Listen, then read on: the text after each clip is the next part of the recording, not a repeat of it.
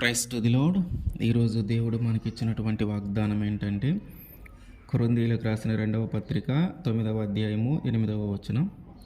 సర్వసమృద్ధి గలవారై ఉత్తమమైన ప్రతి కార్యము చేయుటకు దేవుడు మీ ఎడల సమస్త విధములైన కృపను విస్తరింపజేయగలడు.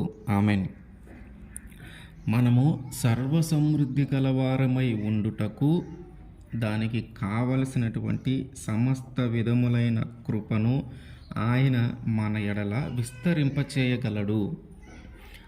ఆయన సర్వశక్తి కలిగిన దేవుడు గనుక మనము సర్వసమృద్ధి కలిగి ఉండుటకు ఏ కృప అయితే అవసరమవుతుందో ఆ కృపను ఆయన మన ఎడల విస్తరింపజేయగలడు. సర్వసమృద్ధి అంటే అన్ని విషయములలో సమృద్ధి, ఆత్మీయ విషయంలోనూ లోక సంబంధమైన విషయంలోను. ఆత్మీయ విషయంలోను అంటే ప్రార్థన చేయటంలోనూ, వాక్యం చదవటంలోనూ, మందిరానికి వెళ్ళటంలోనూ, దేవుని పని చేయటంలోనూ, సువార్తను ప్రకటించటంలోనూ, నీతిగా బ్రతకటంలోనూ, ఆయన పని ఉత్సాహంగా చేయటంలోనూ, ఆయన కొరకు నిలబడటంలోనూ. లోక సంబంధమైన విషయాలు అంటే తినే విషయంలోనూ, త్రాగే విషయంలోనూ, ధరించుకునే విషయంలోనూ, ఇంటి విషయంలోనూ, ధనము విషయంలోనూ, చదువు విషయంలోనూ, వ్యాపారము విషయంలోనూ, ఇట్లా ఒక ఉద్యోగ విషయంలోనూ, ఇట్లా అన్నిటిలోనూ ఆయన మనల్ని వృద్ధి చేస్తాడు. ఆయన మన జీవితంలో ఈ అన్ని రకములైన వృద్ధినన్నిటిని కలిపి సర్వసమృద్ధి గల వారిగా ఆయన మనల్ని మార్చటానికి చేయగలిగినటువంటి శక్తి కలిగిన దేవుడు. అయితే ఆయన అంటున్నటువంటి మాట ఏంటంటే, ఉత్తమమైన ప్రతి కార్యము మనము చేయాలంట. ఉత్తమమైన ప్రతి కార్యము అంటే మనము సహాయము, దానము, ధర్మము చేయగలగాలి.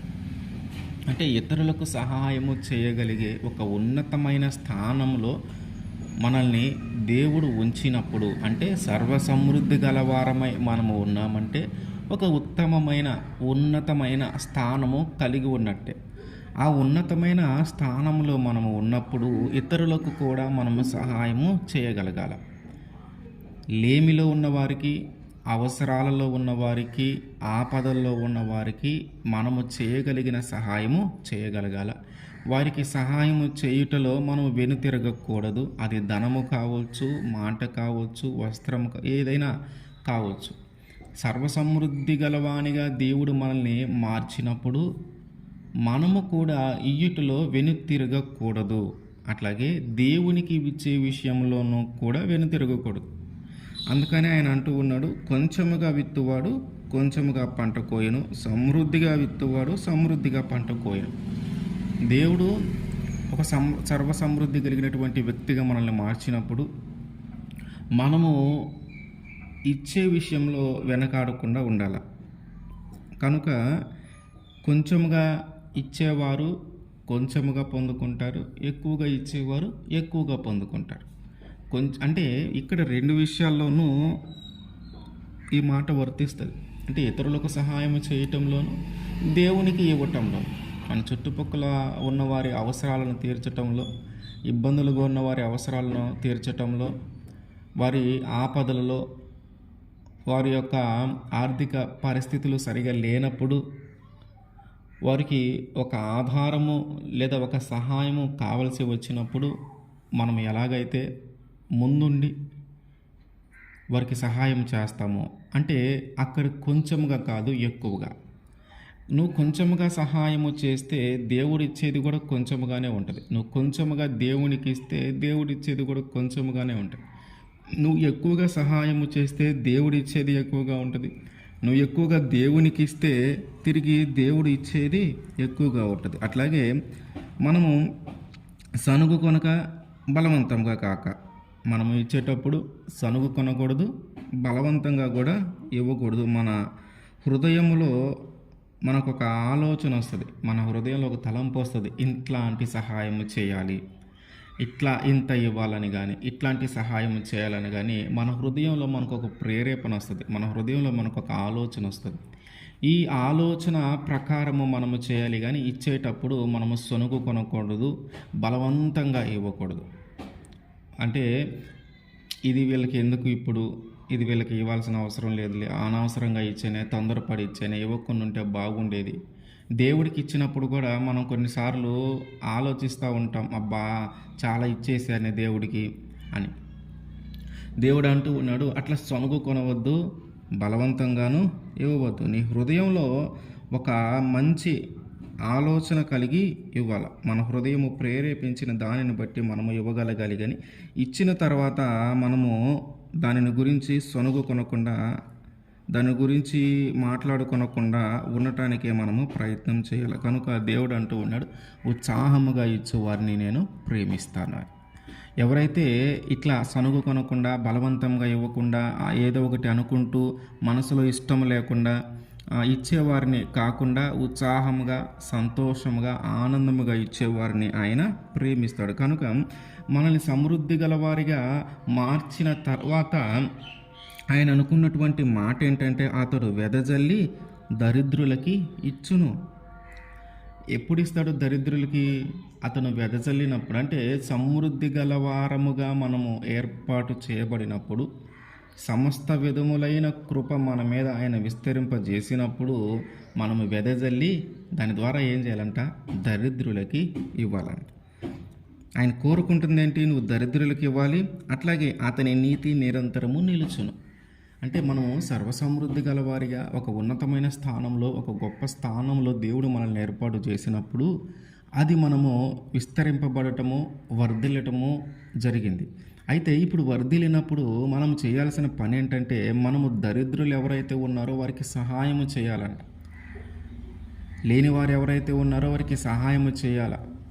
ఇబ్బందుల్లో ఉన్నవారు ఎవరైతే ఉన్నారో వారికి సహాయము చేయాలి. అట్లాగే మన నీతి నిరంతరము నిలవాలంట. అంటే మనం ఎప్పుడైతే ఒక ఉన్నతమైన స్థానంలో ఉంటామో, లేదా ఒక మంచిగా ధనాన్ని, లేదా మంచిగా ఒక ఉద్యోగాన్ని, మంచిగా ఒక వ్యాపారాన్ని దేవుడు మనకి ఎప్పుడైతే ఇస్తాడో దానిని బట్టి మనము దేవునికి దూరం అవ్వకుండా, అంటే మనము నీతిని తప్పి ప్రవర్తించకుండా, లంచం పుచ్చుకోవటం కానీ, మోసపూరిత వ్యాపారం చేయటం కానీ, లేదా మనము సంపాదించినది స్వార్థముగా ఉపయోగించుకునటం కానీ, ఇట్లాంటివి చేయకుండా మన నీతి నిరంతరము నిలిచేలాగున మనము ఉండాలి. ఆయన మనకి ఒక ఉన్నతమైన స్థానము కల్పించినప్పుడు దేవుడిచ్చిన ఆ కృపను మనము జ్ఞాపకం ఉంచుకొని, ఆ కృపలో అంటే మనం అన్నీ కలిగి ఉన్నాము కనుక ఆ సమయంలో మళ్ళీ మనము పాపంలో పడిపోకుండా, ఆ ఉన్నదానిని బట్టి మనం పాపము చేయకుండా, కలిగి ఉన్న దానిని బట్టి ఇంక మనకేం దిగులు లేదు, మనకేం బాధ లేదు. ఇక మనము ఎట్లా ఉన్నా మన తరాలు మొత్తం, అంటే మన తర్వాత ఇంకొక తరం తినగలిగే అంత దేవుడు మనకి ఇచ్చాడు కనుక ఇంక మనం ఎలా బ్రతికినా ఇబ్బంది లేదు, మనం ఎలా జీవించినా ఇబ్బంది లేదు అనే ఆలోచనలు మనలోనికి రావకుండా, ఆయన ఇచ్చిన దానిలోనే మనము నమ్మకంగా ఎలా బ్రతకాలి, మనము నీతిగా ఎలా బ్రతకాలి, దేవుని యొక్క కృప మన మీద ఇంకా అట్లాగే ఉండాలి, దానికోసం మనం ఏం చేయాలి, ఈ విషయాలను మనము ఆలోచిస్తూ ఆయన ఇచ్చిన సమృద్ధిని బట్టి మనము పాపంలో పడిపోకుండా, ఆయన మనకిచ్చిన వాటన్నిటిని బట్టి మనము గర్వించకుండా, మనలో అహంకారము రాకుండా, ఎల్లప్పుడూ కూడా ఆయనకి విధేయులుగా ఉంటూ మనము జీవించాలి. కనుక ఆయన చెప్తూ ఉన్న మాట ఏంటంటే, సర్వసమృద్ధి గలవారుగా మీరు ఉండుటకు దానికి అవసరమైన సమస్త విధమునైన కృపను నేను మీ ఎడల విస్తరింపజేస్తాను. అయితే మీరు దాని ద్వారా ఒక ఉత్తమమైన ప్రతి కార్యము చేయాలి. ఎప్పుడైతే మీరు వర్ధిల్లారో, ఎప్పుడైతే మీరు వెదజల్లారో మీరు దరిద్రులకు ఇవ్వాలి. అట్లాగే మీ నీతి నిరంతరము నిలవాలి. మీరు కొంచెంగా ఇస్తే కొంచెంగా ఆశీర్వదింపబడతారు, ఎక్కువగా ఇస్తే ఎక్కువగా ఆశీర్వదింపబడతారు. మీరు ఇచ్చేటప్పుడు లోపల సందేహముగాను, అనుమానముగాను, బలవంతముగాను, సనుగు కొనక ఎప్పుడైతే ఇస్తామో అది దేవుడు అంగీకరిస్తాడు. తిట్టుకుంటూ మనస్సులో ఇష్టం లేకుండా ఇస్తే మాత్రము దేవుడు దాన్ని ఆశీర్వదించడు. అట్లాగే దేవుడు ఎవరైతే ఉత్సాహముగా ఇస్తారో వారిని ప్రేమించును. ఆయన మనల్ని సర్వసమృద్ధి గల వారిగా మారుస్తాడు. ఆయన అంత శక్తిమంతుడు. ఆయన ఆ విధముగా మనల్ని చేయుటకు ఆయన కృపను, సమస్త విధములైన కృపను మన ఎడల విస్తరింప చేస్తూ ఉన్నాడు. కనుక దానిని పొందుకొనుటకు మనము ఆయన మీద ఆధారపడాలి. దాన్ని పొందుటకు మనము ఇంకా నీతిగా బ్రతకాలి. ఆమేన్.